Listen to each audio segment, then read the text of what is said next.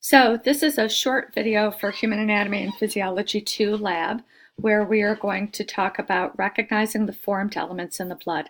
And specifically, we're going to focus on the different characteristics of the leukocytes, or the white blood cells. This is the second video. If you haven't already watched the overview video, you should watch this one. You should watch that one first and this one second. So I'll start with some references. If you like the Saladin textbook, the 8th edition, which is the one that we've adopted for lecture, you want to look at pages 687 to 693. That's the section. And specifically, there's a really nice table there, table 18.6.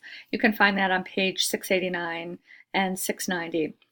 If you use the lab manual, if you want to follow along in the lab manual, you want to look specifically at the section called leukocytes in exercise 24. And you're going to find this particular section, page 347 to 350, and there's another table that you might find helpful on page 350.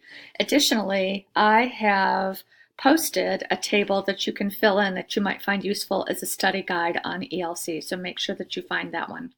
Lastly, if you like OpenStax, here I've put a link to the OpenStax page right there. So let's go ahead and let's talk some more. From the need to knows, what we're actually going to be doing here is going to be looking at the morphological features of the white blood cells, and we're going to be using them to compare and contrast the different types, the 5 types of leukocytes that we have: neutrophils, lymphocytes, monocytes, eosinophils, and basophils. And then we're going to be looking at some on a microscope slide so that you can get a little bit of practice in identifying them. So to begin, we're going to start with granulocytes. Let me go ahead and move this down just a little bit so you can see everything here. Here we go. Okay. Our granulocytes, if you remember from the previous video, are those white blood cells, those leukocytes that have granules that show up in their cytoplasm. This is an image that I actually took from the OpenStax textbook, and these are our 3 granulocytes: our basophils, our eosinophils, and neutrophils. And it's pretty clear to see at this magnification and the way that I have blown up the image, you can easily see the granules that show up in the cytoplasm. You're going to be looking at the cytoplasm. Let's start with the neutrophils. The neutrophils are actually the most prevalent of the white blood cells.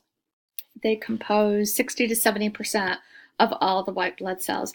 The distinguishing feature here is the nucleus. This is going to be a multi-lobed nucleus. However, in immature neutrophils, what you may see is a dark stained nucleus that actually looks a little bit more like a horseshoe. The granules here, and this is actually a really nice image, are going to be very fine or small granules, and they stain a purplish or a lilac color. They're going to be pretty predominant. Neutrophils are phagocytes. Their job is to destroy bacteria, and they use superoxide anion and hydrogen peroxide to make that happen. The second type of granulocyte that we're going to talk about are eosinophils, and these are very distinctive. They do have a multi-lobed nucleus that does stain pretty darkly, but what's most obvious about them is the fact that the granules are large and they stain a very distinct sort of reddish, pinkish, orangish color. So these cells stand out because they don't look like any of the other cells that you're going to see in a blood smear.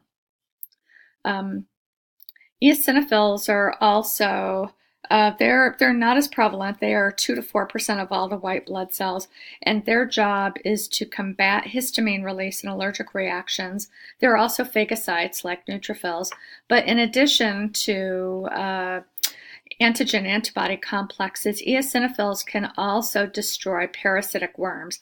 This is very unusual because parasitic worms are multicellular organisms. The last granulocyte that we'll talk about are basophils here. And the basophils, right away, there are 2 things that can help you identify them right off the bat. The first is that they're small. So if you look here, you can see the red blood cells are in the same field of view, and the basophils are not that much bigger than the red blood cells.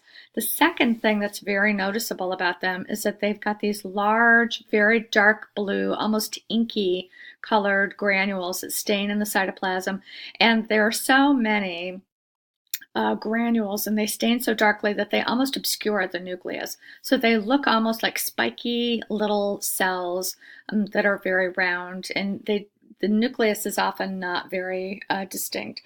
Basophils have the function of promoting inflammation. So they release substances like serotonin, heparin, and histamine, which is a vasodilator, and that's going to be a prominent promoter of inflammation.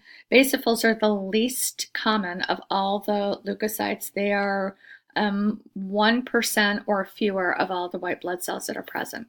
Okay, so let's move along and let's talk about our A granulocytes.